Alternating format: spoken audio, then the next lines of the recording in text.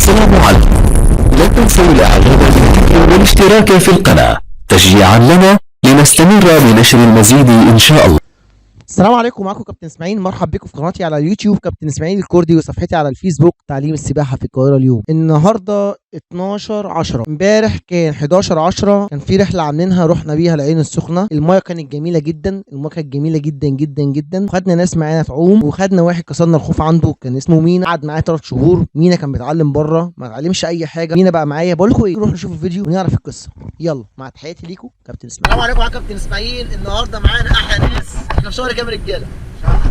شهر 10 والجو جميل والدنيا بقت رايقه بقى. قلنا ننزل البحر قبل ما الشتا تيجي. يا لهوي على جمال السمك. تعالى اصبروا السمك تحت عامل ازاي. اول حاجه احب اعرفكم ده مينا، ما بيعرفش يعوم، دلوقتي بقى يعوم معانا في البحر.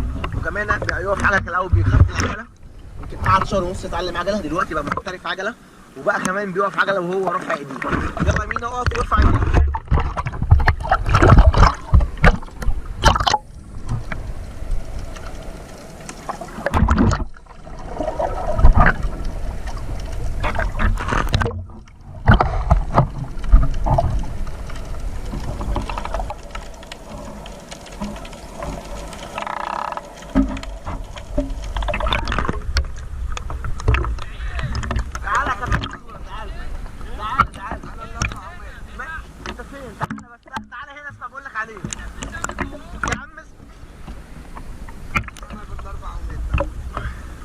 لا انت 4 عمات لسه، انت بقالك فتره ما بتتمرنش.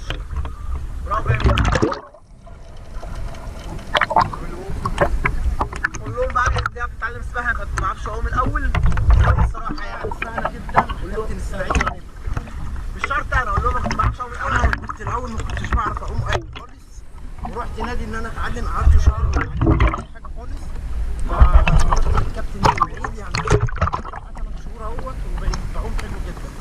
البحر دلوقتي بقيت بخش معاه في الغويط وبعوم وكل حاجه، يعني الموضوع سهل جدا مع كابتن اسماعيل. شكرا حبيبي يا كوتش.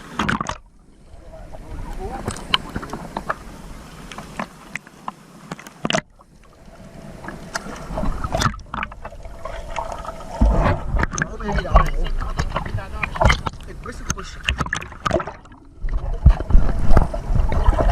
هجيب لك يا كابتن حاجه واحد.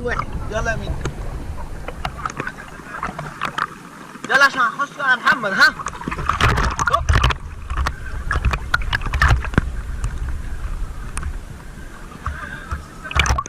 انا عارف هي دي اللي عايز اضربها. ايوه انا عارف هي دي اللي انا عايز اضربها. عايز اضرب البندقيه، عمال تقول انا اهو. ده تدريب كابتن اسماعيل.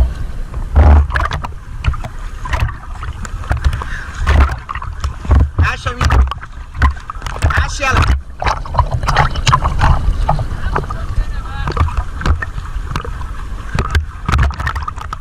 استنى بقى نعدي الماتش بقى.